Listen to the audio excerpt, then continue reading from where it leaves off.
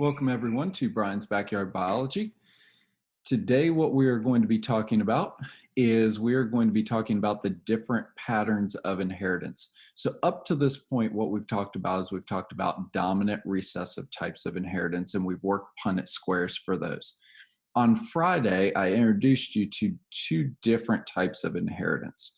So all traits that we have are not inherited as either a dominant or a recessive trait. If they were, things would be a whole lot easier, but they're not.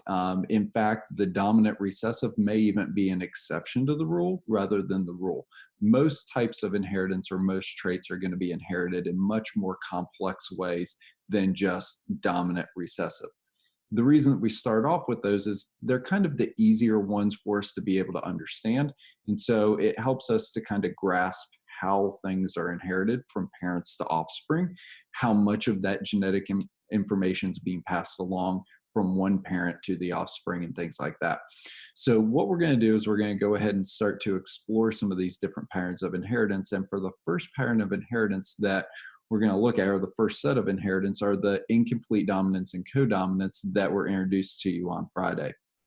So from the videos that you watched on Friday are two different types. We have incomplete and codominance. We're going to start with the incomplete dominance that you see here on the screen, where we're looking at particular flowers. In this case, it was the snapdragon flowers that you learned about, where you had a red flower crossed with a white flower and you ended up with a pink flower and you got this third phenotype. So what we're going to do is we're going to go ahead and we're going to look at some of these crosses. And so we'll go ahead and get a bigger view here so you can see the paper. And I will go ahead and start to write out some of these crosses just so that you can see what they are. And we'll try this and see if it works. So we have incomplete dominance. All right, so incomplete dominance. What we're looking for here is we're looking for that third phenotype. All right, and even as we go through here and you're watching the video, I do encourage you to go ahead and take notes, to write these things down. As you write them down, it's going to help you to remember them a little bit better. And it just is a good practice for you to help keep you a little bit more engaged with what you're doing. And so we have our third phenotype is what we're looking at. So we have red, white, and pink in this particular example. So we're going to take a red plant and we're going to cross that with a white plant. Right? And so when we do these, when we did just the simple dominant recessive, we would say like maybe red's dominant to white or white's dominant to red or whatever the case may be. In this case, though, neither one is going to be completely dominant over the other one. And so we can't just use a capital letter and a lowercase letter, because the capital letter indicated a dominant allele and the lowercase was a recessive allele, but we don't have a recessive allele. So what we're going to do is we have to come up with a different way to represent these. And so what we're going to do is we're going to start off with our red. We're still going to use R, so we'll have big R for the red. But now for the white, we're going to use an R with a prime sign by it. Okay, so we're going to put a little prime sign or a little dash or apostrophe there beside it. And that prime sign just tells us that this is different from the big R. So again, we can't use a capital letter and a lowercase letter, so we have to figure out a different way to represent these alleles. And so this is the way that we're going to do this. And so up here, we're going to just write use the prime sign.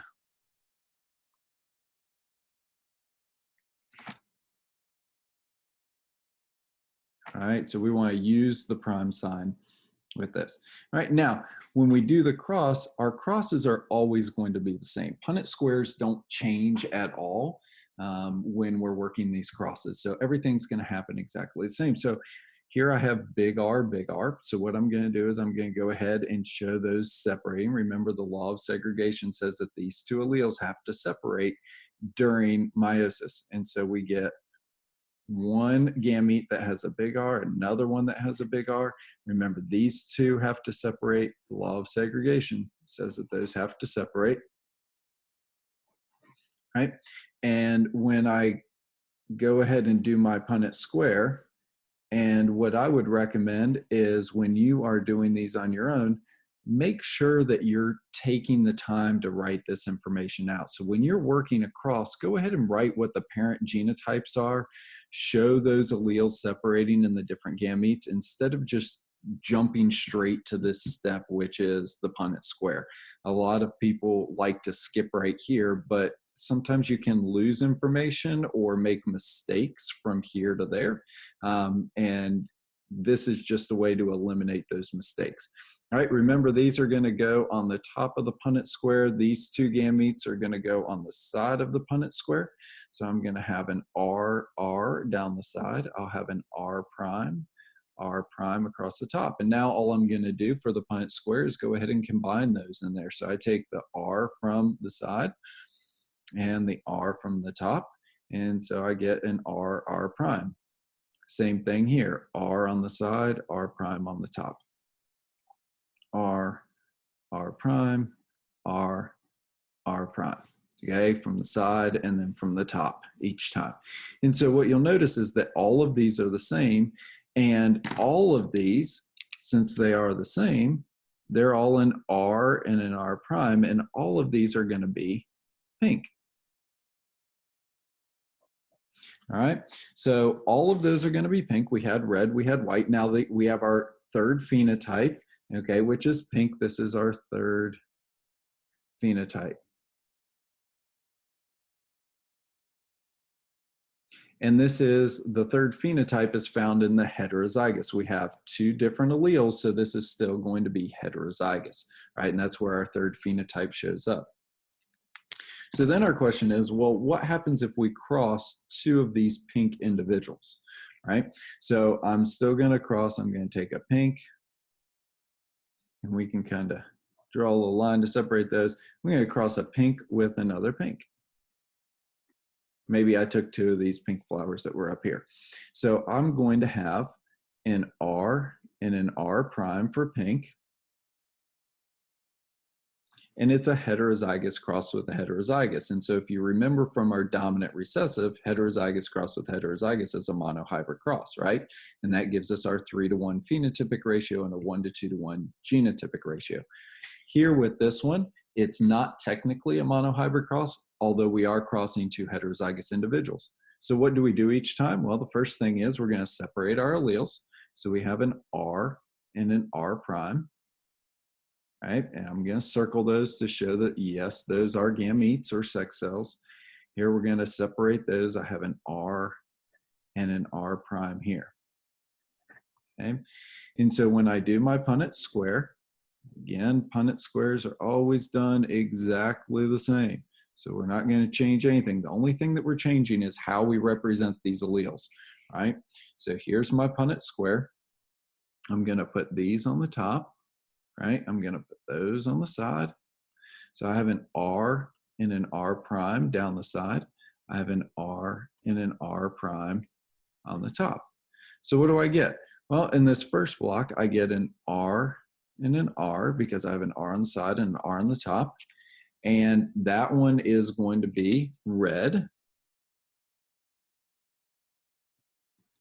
Okay, I'm going to get an R and an R prime here. Down in the bottom, I'm also going to get an R and an R prime. Notice I wrote the prime second on both of those just so that they would be the same.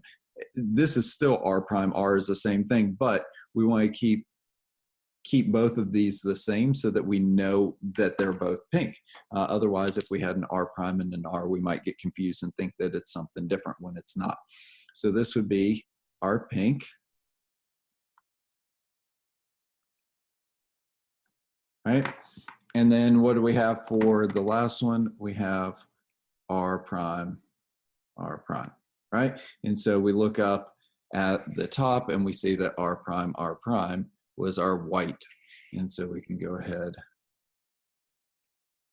So when we're looking at our different ratios here, we have our genotypic.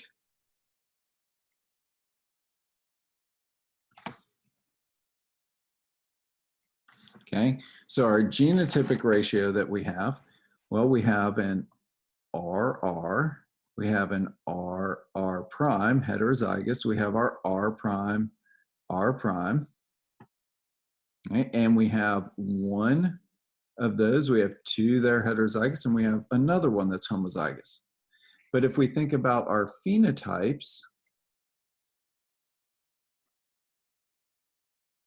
so this will be our phenotypic ratio. That was our genotypic ratio. Our phenotypic ratio, this would be red.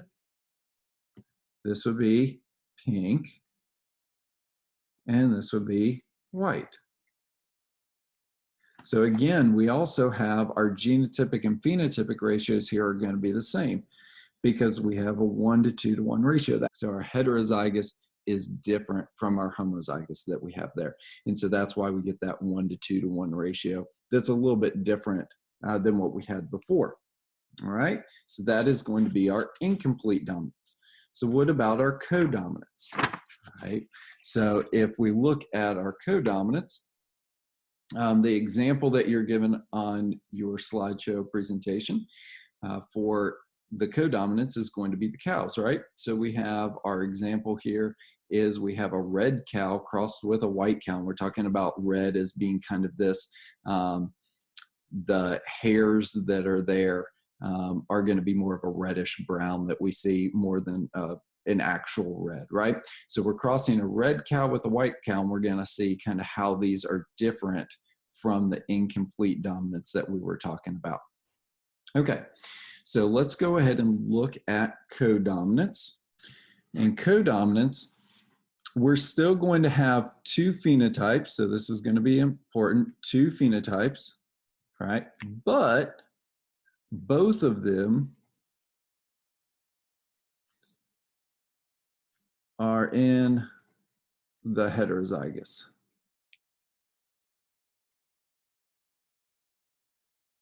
All right, so both of those phenotypes are going to be in the heterozygous individual. So we have our red cow, we'll put cow there so that we don't get confused. Last time we were talking about flowers, now we're talking about cows. We're going to cross that with a white cow.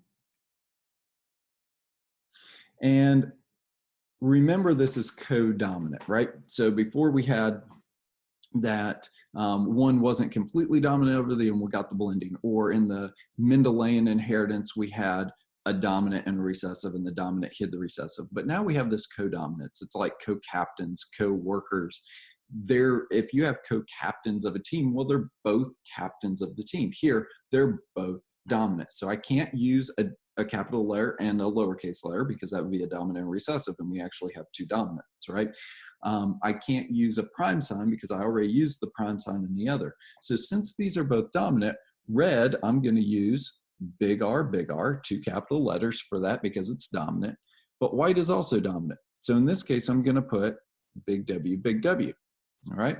And so, yes, I am going to use two different letters here. Again, it's a different pattern of inheritance, so we have to come up with a different way to represent these alleles other than what we've done before. And so this is why when we were doing dominant recessive, I said make sure that you're using a capital letter and a lowercase letter, because we're going to save the two different letters now for codominance. So here we're going to put a little thing up here, and we're going to say use two different letters. Okay, so use two different letters for this, and the last one we used a prime sign. Now we're using two different letters, but just because we're using two different letters doesn't mean that it changes anything. Punnett squares are done exactly the same. Law of segregation says that these two have to separate, so I'm going to go ahead and put my R and R. W's have to separate from each other, a W and a W. My Punnett square is going to be done exactly the same as it always is. These are going to be on the top.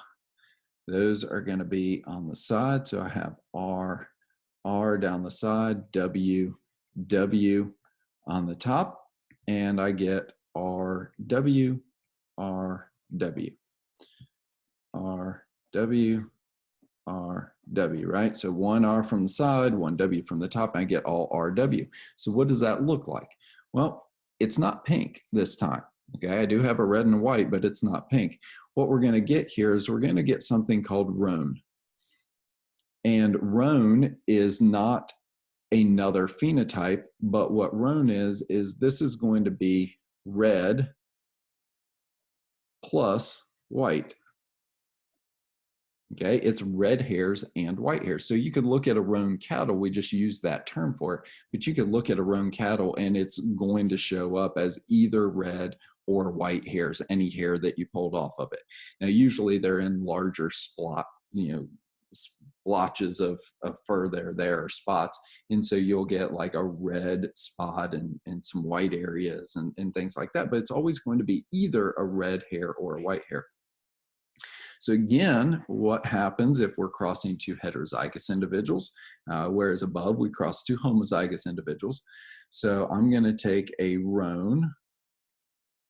So roan crossed with another roan, right?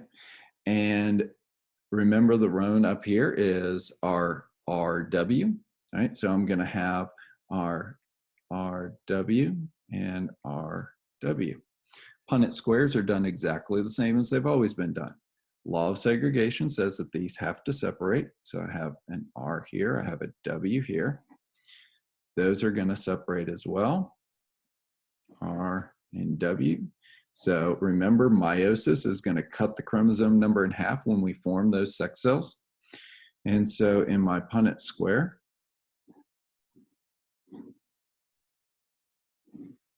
because the Punnett squares are always the same, those will go on the top, these will come on the side. So I have an R and a W down the side, and then I have an R and a W on the top. So what do I get? I get R, R, right? I get R, W. Here I get an R and a W. Again, I'm putting my R's first because that's how I started off. I don't want to put WR, even though that's the same thing. We might get confused and think that it's different. So it's always going to be RW.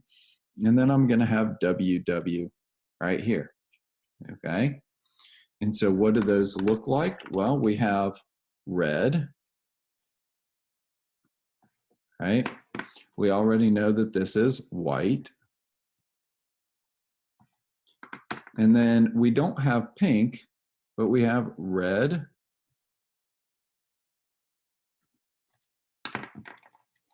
and we have white.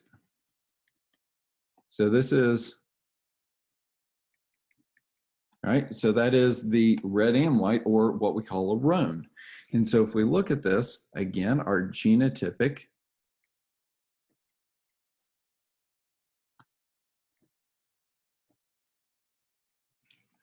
okay, our genotypic ratio that we have is going to be, we have RR, right? We have RW, we have WW. And so if we count those, RR, I have 1. My heterozygous, I have 2. My homozygous, I have 1. So we still have that 1 to 2 to 1 ratio again. All right, for the phenotypes, so my phenotypic ratio, I have red, I have white, and I have both of those are 1 apiece. And then my roan, okay, which is red/white. Right? So I have 2 of those. So again, I have this 1 to 2 to 1 ratio of red to roan to white, right? Or homozygous to heterozygous to homozygous. So we have 1 to 2 to 1 ratio similar to what we had before. The difference between our incomplete dominance and our codominance, again, incomplete dominance is using the prime sign. We have 3 different phenotypes, whereas codominance, we're going to use 2 different letters, and we get only 2 phenotypes with both of them showing up in the heterozygous. All right, so hopefully that helps with working some of these problems. I'm going to give you a couple of sample problems for you to work on as well to kind of see how well you're doing with these.